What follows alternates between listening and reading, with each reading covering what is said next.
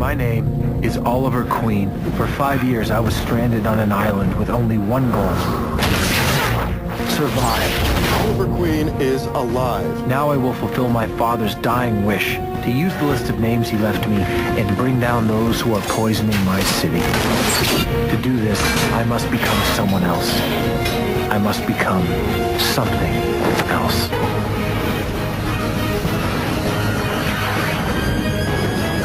Hello and welcome to the Aerofans UK episode review podcast.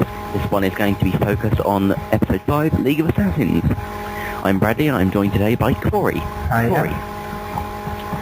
Okay, so for those of you who haven't seen this on the site yet, well, you're not missing out because we haven't actually done one of these yet. It's the first one, new feature. We're just going to see if it works. Basically we're going to be reviewing the episode, giving us our thoughts and then analysing it. If it works, we'll continue on with it, and if it doesn't, then we won't. Simple as that. So, Cory, just start off, what did you think of the episode? Well, I thought it's kept up the standard of Season 2 so far, which has been very good. I thought the fight sequences were right up there with some of the best we've seen throughout the 2 seasons so far. The one thing I would say is when I kind of saw the promos about it and everything, and obviously it's called the League of Assassins, I expected kind of a primary focus on that and perhaps just everybody in the Arrow Cave working out their next move in that. But there are a few other storylines kind of intertwined with that, which wasn't quite what I was expecting, but I think they were balanced out quite well, so that was something. Yeah, it wasn't what I was expecting at all. It was... I don't know really what I was expecting. But yeah, I like the fight scenes. They were, all three of them were really, really good. I just want to say that I hate being wrong, and I was wrong. Sarah did not die.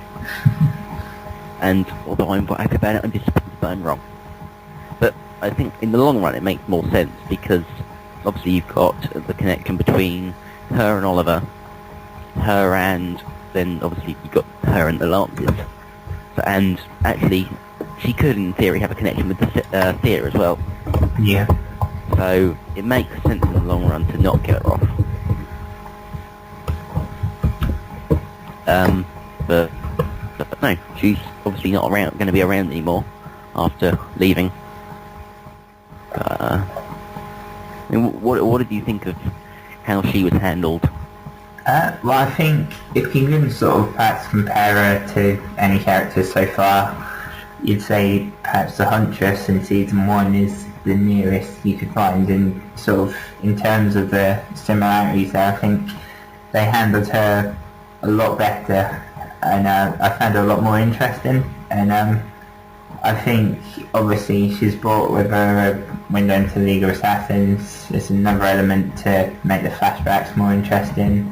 And overall I thought Katie Rotz's performance was excellent. I thought the like Stephen Amell's done with his flashbacks to Ollie, he's kind of got that contrast between the vulnerable kid and like the badass vigilante, and I thought she'd managed to do that well, and overall, yeah, I thought she's been an excellent addition to the Arrow world so far.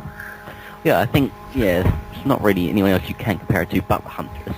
And actually, when you think about it, Sarah, obviously she's got a much deeper history with everyone. Yeah. And the fact that you kind of didn't know who she was, she came into it because we don't know why. There was no logical reason up until last week that we knew that she was in it. Yeah. Obviously we didn't even know who she was. And it's... Whereas with the Huntress, it was sort of all about revenge. It's the total opposite for Sarah. It's about protecting her family. Yeah. So I don't know, but yeah, I did like Katie Lopes in this. It was she's really good. And I liked how you say that she kind of, like Oliver in the flashback from the present day, kind of alternated between the two personalities. But actually, she had a lot of personalities in this episode, because you had on the boat at the start where she was saying about Lance being clueless as usual. Yeah. yeah, at the end, or sometime in the episode, she was saying to, I think it was Oliver, about how brilliant, to Lance, how brilliant a cop he is, and how intelligent whatever he is. You had her kind of begging for survival. And then in the next scene we saw on the island, she's really in control over whoever, because she's got Oliver there at her feet. And she's also got the idea of, she's an assassin, she's a trained killer, and she does kill in the present day. But actually, when she's not doing that, she feels remorseful about having done it in the past. Yeah. So it was like with, I can't remember if it was, a few episodes ago, had about 6 different personalities in the same episode. This is the same kind of situation. Yeah, sorry, I was, in my head I was trying to work out. Yeah. But I liked how they did that, whereas with some characters they might have done it one-dimensional, like with Huntress. Yeah. One-dimensional, I'm out to kill everyone who was responsible for my fiance's death. Yeah. It's just like there's no interest in it. It's all right for a little while, and then once you get past the second episode, it's just boring. Yeah, definitely, but she's definitely more interesting than the Huntress was. I liked particularly Sarah's scenes with Lance. They were very good. I know that Lance's episode was episode 3, but actually this seemed more like it seemed a better episode for him. I know what you mean, yeah.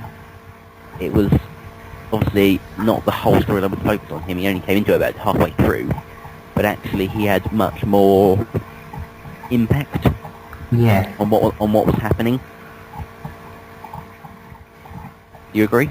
Yeah, no, I definitely agree. Like, in he's sort of quite a central part to the story and central to what Sarah ended up doing. And I also, there's also, I think, almost a good element of development for him as well. Yeah, I mean, obviously being the only one that knows that Sarah's alive, other than the Hood, who he doesn't know who it is. But I'll come to that in a minute. It allows him to have some sort of a different impact into it, because obviously he knows he knows that Felicity's working with the Arrow. Yeah. And he knows that, well, he's working with the Arrow, so he's already keeping 2 secrets, and he's now keeping a third. Yeah. One which is much more personal to him than the other 2 are. So I don't know how that's going to kind of have a bearing on him. Yeah, because I mean, it'll be interesting because I mean, obviously we had, I think it was the last episode saying how secrets can weigh you down, and I guess we'll see if that happens to Lance. Yeah, and it was just a reaction. You've seen how much I work out, so yeah, maybe that's what you get more of Lance doing. Yeah. But one thing that was kind of cool about that was when Lance kind of was really quick at realising in the bar that Sarah was the masked person attacking attackers, and she's been back in town for months and whatever. He was really good at, very intuitive of him to figure that out. Yeah. But the other thing I thought was that on another day, up in that bell tower, Lance would have been wondering about who the Arrow's identity is. Yeah. Because he was standing right there. Yeah. And actually you think that might be a good time for Oliver to tell him. Yeah, I was actually kind of, part of me almost wondered if Ollie was going to reveal himself during that moment. It would make things interesting because obviously you've got Lance keeping these secrets already. But actually he's already worked with the Vigilante, he's already worked with the Arrow. Yeah. So, I don't know. It's tricky. But the whole idea of on another day thing was quite a common theme, because it was Oliver and Laurel as well with that kiss outside the apartment. Yeah. And A few months ago that would have happened. Yeah. And it's kind of really the fact that everyone has changed from what happened last season. I know we're kind of 5 episodes into it already and we know that, but it's kind of reassuring us that that's what's happening. Yes, the impacts of the finale, like whatever happened there wasn't just for the sake of having a big finale, it's kind of carried through to this season, shaping it nicely. Yeah, that's it's been a really good thing of having. So continuing on with Sarah, I know we got a little bit off track there, but back in the flashbacks, they didn't seem to have that much pace to them as the ones with Slade and Shadow and Oliver on the island have done before, but I thought they were interesting. Yeah, I mean, I think we saw how vulnerable she was back then, so, and obviously we know she's a lot stronger now, so it was interesting to see the contrast there. Ivo got introduced as well, so we've got a bit of an idea of there might be more happening in the flashbacks, and obviously I thought the ending was interesting as well, where she tells Ollie prisoners don't speak, as well she didn't recognise him, so it's going to be interesting to see how that gets resolved next week. Yeah, I mean Ivo was creepy. Yeah. He was in it for about a minute, about a minute, and he just creepy. Yeah. I mean, it was just a bit of, I'm going to save the human race, Sarah. Maybe you can help me. Yeah. There's just kind of an evil stare as well that just makes you think, yeah, this isn't a nice bloke. You don't want to be getting involved with him. Not that she had much of a choice, to be fair. You'd probably take him over the pirates at that point, but I mean after that line, the way it's delivered, it kind of, you wonder what's going to happen now. Yeah, I mean obviously we could, because that was 6 years ago, so this was back when the Gambit went down in 2007. Yeah. And then by the end of the episode we were back to 5 years ago from real life, so about 2008, October, November 2008, where Oliver was on the boat. And she completely changed. So obviously Ivo's experiment has had something on her over this last year to make her from this vulnerable person to this strong, controlling hostage, sort of hostage taker of Oliver. So it's going to be interesting to see what that experiment is. Yeah, I mean, one of the things I've kind of seen with Arrow so far is it does surprise you, and you're kind of not really too sure what is going to happen. And I honestly can't really think what his experiment would be. I mean, I did a little bit of background reading on him, and in the comics, he comes up with an immortality serum or something, so he's against dying and that. So, and obviously saving the human race, you kind of think maybe it's going to go there, but sort of the idea of living forever in the world that Arrow's created doesn't seem all that feasible, so... No. Maybe they should have cast John Barrowman to play Ivo instead. Yeah. Get a bit of Captain Jack Harkness background going on. That would have been quite interesting to see. But yeah, so...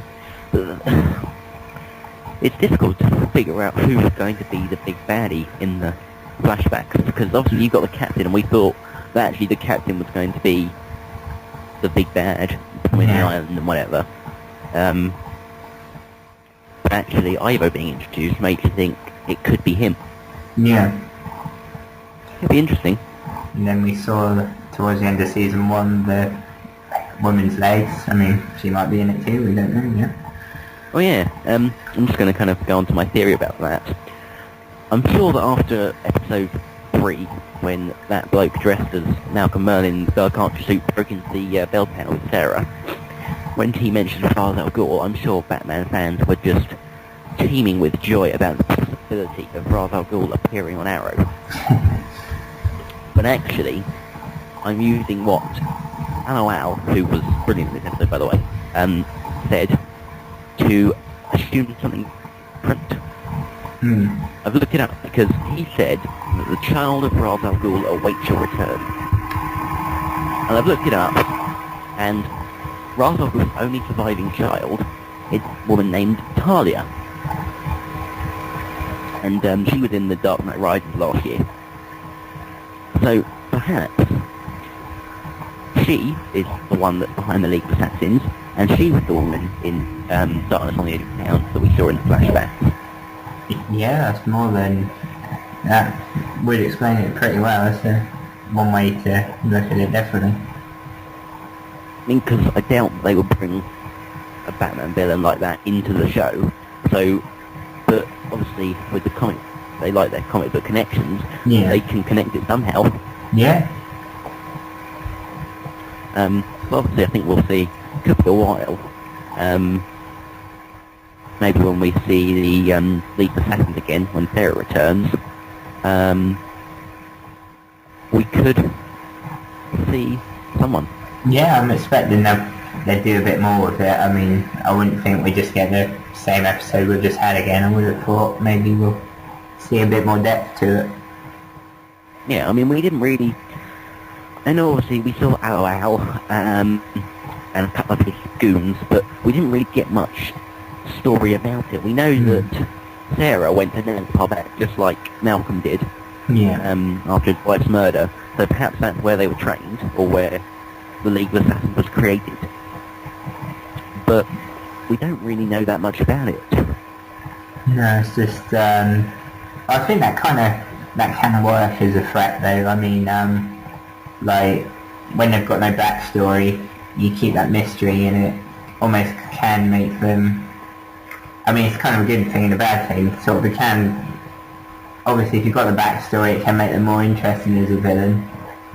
If you haven't, then it can just make them deadly, if that makes sense. I mean, like, season 1, when we saw the Dark Archer for the first time, we had no idea why he was really going after Ollie and trying to lure him out. And then obviously we kind of worked out who he was in the end. And, yeah. Well, yeah, I mean, that episode, he told us who he was. Well, yeah, in the end, yeah. But it's... Yeah, we had no reasoning behind it at all. Yeah, I don't know. Because obviously they killed off Aloe, which I thought was quite disappointing, because Negapalm was brilliant.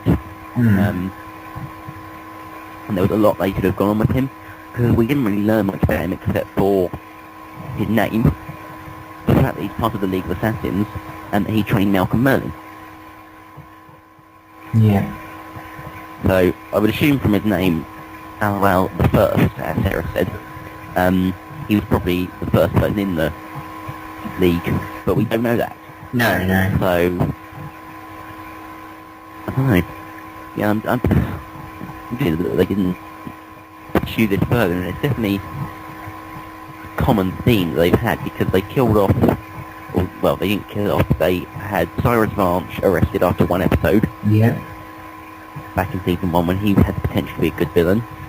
The Count, although he returned, and he's returning again, after that one episode it made you think that they can't bring him back, because he's just crazy with the vertigo.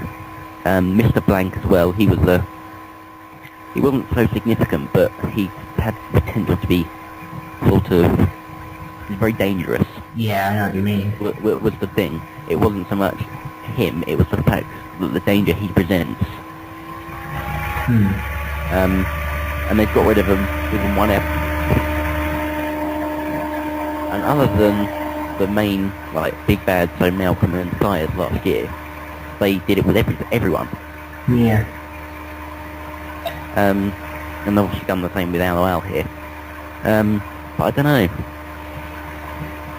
I think we are going to see them again, League of Assassins, because obviously when Sarah returns at some point, that is the main focus of her, isn't it? Yeah, that's what she kind of, the threat. To stop the League from hurting her family. Yeah. Other than that, I don't know really. One of the... Sarah was actually as ambiguous as she was in the last two episodes. Her and Oliver's conversations have actually revealed quite a bit. Yeah. A kind of crucial information that have been left on edge. I think that's actually really good that they did that. To kind of get it out of the way. We aren't going to see, like, Slade and Shadow, I'll come to in a second explaining it, but we haven't actually seen them yet. But we know what's kind of happening to them at the moment, or we can we know how they are at the moment, and then we can make guesses of what they're going to be like in the future. Yeah. So, obviously, last week we know that Sarah knew Slade, Yeah. but doesn't know whether he's alive or dead, or what happened to him. This week, we learn that Oliver has asked Sarah if she doesn't want to see her family because of what happened on the island. Yeah. So we know that at some point Sarah makes it back to the island. But we also see that the first time Sarah saw the foot was when Shadow was wearing it. Yeah. So at some point she'd meet Shadow, which obviously hasn't happened yet. So Shadow is alive. Yeah. So there is positives to take out of this. But the thing is, we don't know how much longer they're going to be alive for. Or if they're going... Yeah. My theory on Shadow is that, unlike Slade, where she didn't know what happened to him, and Oliver seemed to do the Slade as he and Sarah both do with Shadow, is that they kind of give each other a remorseful look. Yeah. Which could mean that Shadow is dead.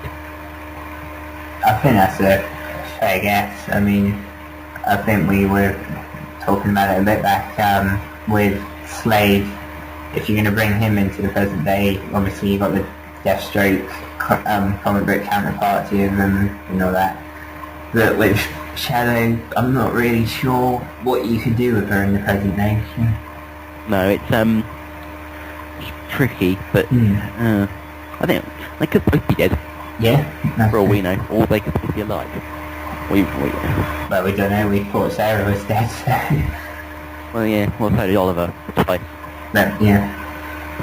Maybe nobody stays dead in this show. Maybe they both fake their own death at some point and then just come back, and then more of this surprise Oliver stuff that it's just like, oh my god, these people that I thought were dead they're actually alive, and now they're vigilantes in their city. I don't know, but yeah, but they've still got like 4 years of island flashbacks to tell us, so we probably won't find out about them for a while yet. Yeah, that's always welcome to guess. Although that's quite disappointing if we don't get to see a resolution to them, but we do obviously get to see them at some point again. So, let's just take out of it. Yeah. I just want to talk about Laurel, because I'm really not enjoying what she's written for this year. Yeah, she's not kind of the most endearing of characters so far, I'd say. No. She was... I don't want to say really good, but she was a useful... They did write some interesting storylines for her, although it was quite repetitive of her being in danger and the Hood saving her. Yeah. Multiple times. It was quite repetitive, but it worked, I think. Whereas this season, they kind of put her into this point of... At the start, it was, I'm going to take down the Hood because I blame him for Tommy's death. Yeah. And now I don't blame him for Tommy's death anymore. I'm turning to drugs and alcohol and all that to resolve my problems. And it's like, I think they're trying to show us what Quentin went through when he thought Sarah died. Yeah. Actually, it isn't useful. Because where they had the potential for this really good character who's, I'm assuming at some point is going to become the Black Canary, they've actually taken her from this high up position and just knocked her right down into nothing. Yeah, I know what you mean. So, I don't know. It's, obviously the writers have got a purpose for everything they're doing. So there is a purpose for her starting to drink and starting to take drugs and stuff like that. But I'm not quite sure what it is yet. No, I think one of the examples you could put to that is when I've always wondered about Sheriff Domino after the episodes where Dina came back, because I thought to like have those episodes and then they kind of at the end they think, okay, she's not alive, that was all for nothing. They just didn't see the other way to just... Maybe it was just a way of getting an ER reunion. Well, yeah, that too. But yeah, I see what you mean. I thought that it was actually kind of, yeah, okay, she might not... Why would they introduce her in here Yeah. if they're not going to have her alive? Yeah. It would be pointless. It's basically just 2 episodes of finding storyline for Quentin and Laurel. Yeah. Otherwise. But the positive about Sarah leaving Starling City is we don't have to deal with Alex Kingston's stupid American accent for a while. Oh yeah, that wasn't worth the effort. I think I prefer Sarah being dead for the 3rd time than having to listen to that again. But yeah, I'm not so sure about Laurel at all. And she wasn't... I'm glad that they didn't tell her that Sarah was alive, because unlike Quentin, who can now keep the secret, knowing that by doing it he's keeping his family safe, and obviously his ex-wife safe, Laurel would have just been... I don't know what Laurel would have done, but it would not have been good, I can assure you. I mean, she had that little rant after she tried to kiss Oliver about everybody leaving, so... Yeah, my first thought when she said that was like, when she said Tommy, well, my first thought was, she means that when he died, he left her. Well, yeah, Laurel, it was totally his fault he died. It was like, wake up in the morning, right, this morning I'm going to go out and have a building fall on. And then I sort of realised what she meant, as in that in the home invasion that he left her. But actually, it was sort of none of her who she said really made much sense. No, I know. Apart from her mother. Yeah, that one kind of made sense, but that made sense because she kind of disappeared completely. Her father was still there, right? Okay, Oliver kind of ran away from Laurel back 5 years ago, but actually it wasn't really kind of running away from Laurel, it was kind of running away from a commitment. He's kind of Oliver before the island was kind of like a Chandler from Friends. That's a good comparison, actually. scared of commitment. I don't see how she can say that Sarah ran away either from her, because it wasn't exactly her fault that, I'm going to go, my intention is to go on the gambit and supposedly die. No. And Quentin was still there for her, but he was kind of obsessed with the drink and the work and whatever to try and deal with the grief, which actually seems like a perfectly normal way of dealing with it. You think? Yeah. It's a common thing for people to do. Yeah. So, a lot of what she said had no reasoning behind it whatsoever. So. And it doesn't really help so much, sort of, to endear her back to us, really. It kind of just makes her seem a little bit whiny. Yeah. Yeah. I'm really not sure what they're trying to do to her. Maybe they're trying to make us hate her completely, and then they're going to make her the Black Canary and hope that we'll like her. You never know. Strange things have happened. I think we'll move on to Moira, and then we'll start trying to finish up. So, with Moira, she got off a plea agreement from Adam Donner. Yeah.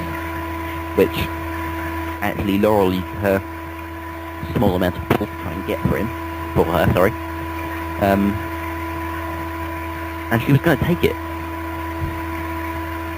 So, my question is, what kind of secret could she have that is so big and so horrible that she'd rather spend her life in prison than let it come out? I mean, she said a bit about she was worried she'll lose her children again, I think, in one of the earlier episodes. So part of me thought that could be her sabotaging the yacht, which obviously Oliver already knows. But kind of think it might be more to that, because there's a lot of years she was with Malcolm and a lot of other stuff, so, I mean, we have no idea what happened in that time. Yeah, I mean, we could end up with Thea hating Moira again because she may have had an affair with Malcolm. Which she originally thought, didn't she? Yeah.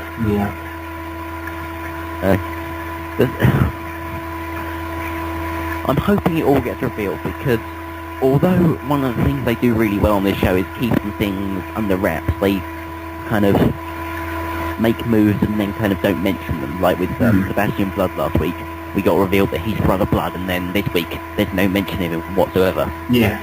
So they did that quite well, but I think with Moira they need to bring everything out. Yeah, I'd agree with that. So that they can find somewhere to go with her. Yeah. Whether it be in prison or killing her off or letting her where she doesn't get any time in prison. But my thing about that is, if she isn't in prison, if she is let go completely with no repercussions at all, because of what evidence they have is enough to convince the jury that actually she was under duress and you can't punish her for this because of whatever. What kind of a life did she have on the outside? That's a good question. Because you had Oliver coming out of that clinic with Dig, and he got... How many people were there kind of shouting at him? They broke a window, they were putting things up against his car. Yeah, And it's just because he was part of the family. He had nothing to do with the actual earthquake, apart from the fact that he was part of the Queen family. Whereas Moira was a co-conspirator in it. So if the people feel that way about Oliver and that family, how are they going to feel about someone who was actually involved? I'm guessing they don't want to feel too good. I mean, they may prove in, of course, that she was under duress, but is that going to be enough for people who are grieving still over the loss of their family, their friends, people they knew from the shop down the road or whatever? Is it going to be enough for them to forgive her? Yeah, I can't really see her being that easy. I mean, it depends what comes out, but yeah, you're not really sure if, obviously, she gets off in that. I'm not really sure whether but I suppose if these secrets come out, then that might shape what happens with her next and open up some more doors for her, so... Definitely an interesting storyline. Yeah. And I think considering the actual episode title is focused on State vs. Queen, which is the name of it, it's going to be all revealed, because there would be no point in naming an episode title like that and then just not revealing it all. Yeah. Yeah, I think it'd be a good little episode to talk about and see what happens.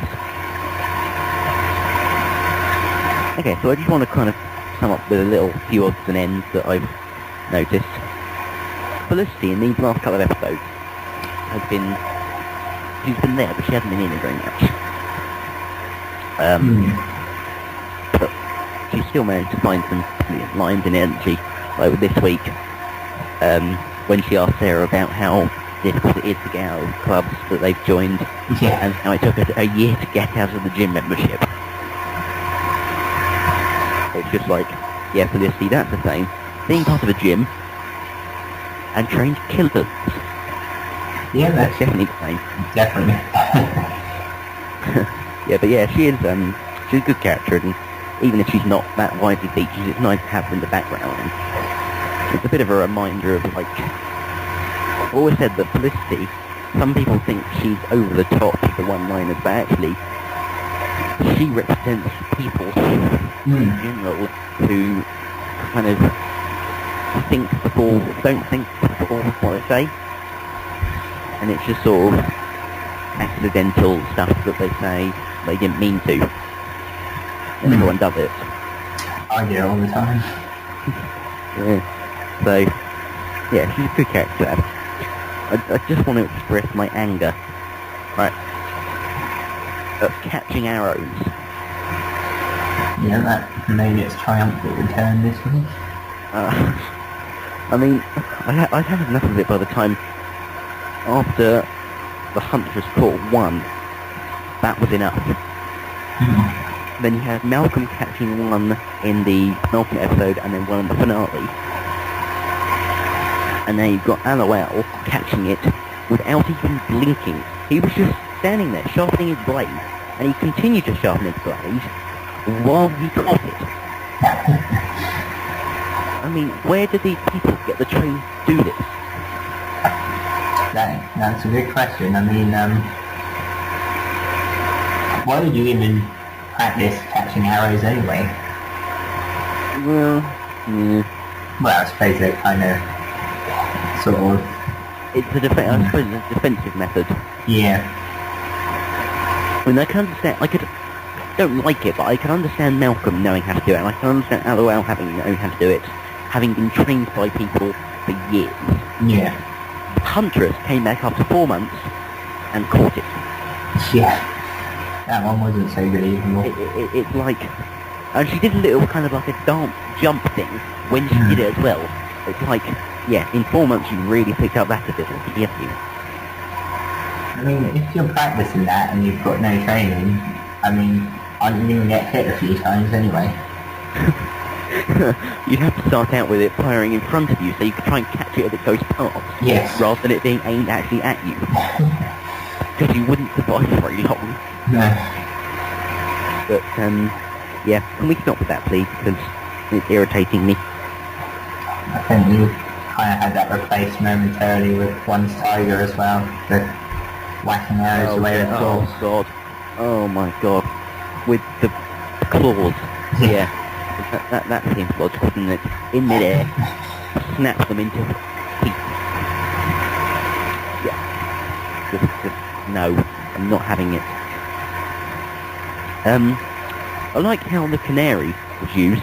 Yeah. The actual bird. Because it was used to, save Sarah's life, wasn't it? And obviously she had this connection to a canary that Lance bought her as a child. So, obviously she's connected to her family and her past. So, unlike some of them try and forget their past, I would assume, she doesn't. Which I think that continues to show how strong she was. Yeah, I mean, it was, yeah, it's definitely a nice touch so putting there, and definitely she has been shown to be very strong. One thing I have about it is, at what point did Sarah, when she joined a group of trained assassins, unless they knew who she was, at what point would it be a good idea to tell them what her family were? That is very true. I mean, obviously, if they know who she was, then I can understand it, because there's not much you can do about it. No. It's like, on the first day, hi, I'm Sarah Lance, my father's the Quentin Lance, and he's a cop, and my sister's Sarah Lance, and she's a lawyer, and my mother's Dina Lance, and we don't know what she does.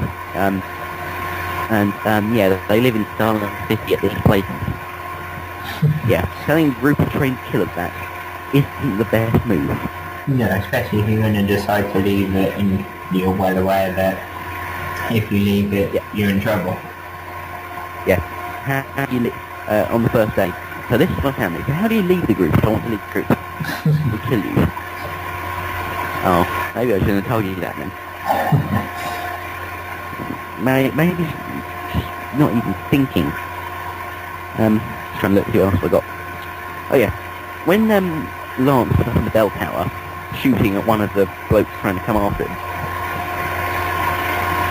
he wasn't very good, was he? He wasn't there. I mean, this guy's been a cop for how many years? It looked like the rookie on his first day.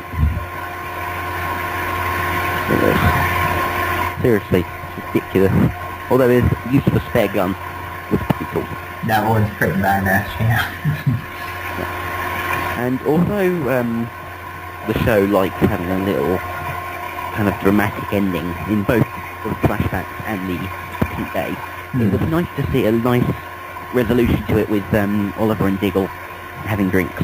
Yeah, it kind of felt like we've had sort of this ongoing storyline of the Canary throughout this fight, but it kind of felt like it was drawing a line under it a little bit. Yeah, it was sort of like we've had the last couple of episodes with Sarah, and now it's the end of it. Yeah. Whereas with some episodes it's kind of like, this is a continuation, it's still continuing, there's still stuff we need to talk about. Yeah. And it makes me wonder, with those, how much did Oliver actually tell Diggle? Yeah. Is he going to tell him everything for the 5 years? Or is it just kind of telling him what's happened to him up to now, up to Sarah, and then as we get further in the flashback, and more stuff happens on the present day that relates to it, he tells Diggle more about what happened to him. Yeah. And so sort of he's telling Diggle the storyline as we're seeing it. Perhaps. Yeah, I mean, yeah, that's a fairly good idea of it. Well, I think we've talked about most of the stuff that happened in this episode.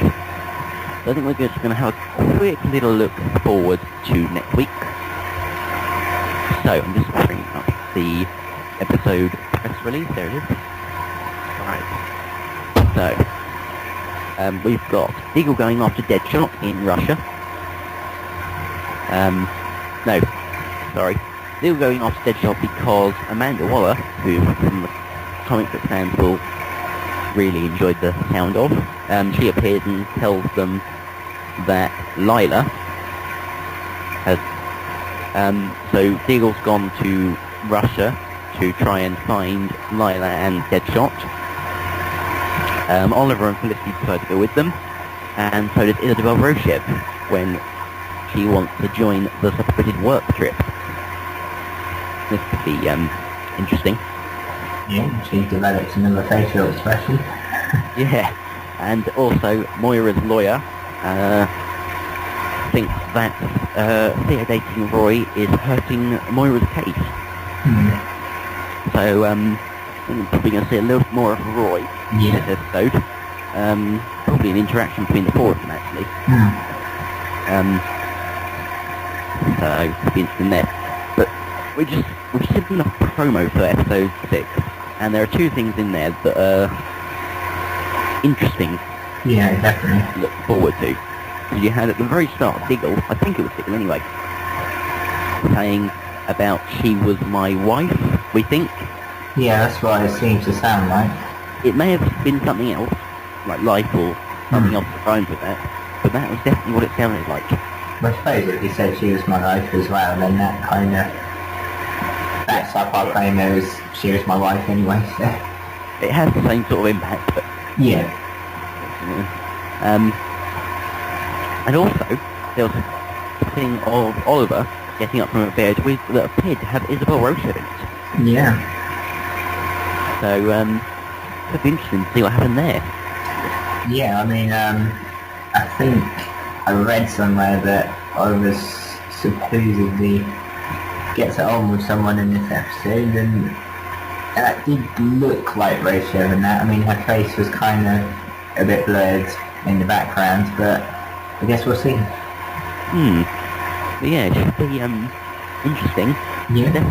It's definitely going to have that sort of high tempo that the previous episodes have had. Yeah. The only annoying thing about it is we've got that Russian bloke back. Anatoly Kinyazev, I think. Yeah, well done. I think that's how it's pronounced. Yeah. Why couldn't the comic book writers have picked a more decent name for people to pronounce? I think next podcast we'll probably just refer to him as the Russian guy. Oh yeah, that's how I've been referring to him recently. Yeah. Yeah. Annoying. Anyway, I think that's awesome. I hope you've all enjoyed this podcast, and we'll see you next week.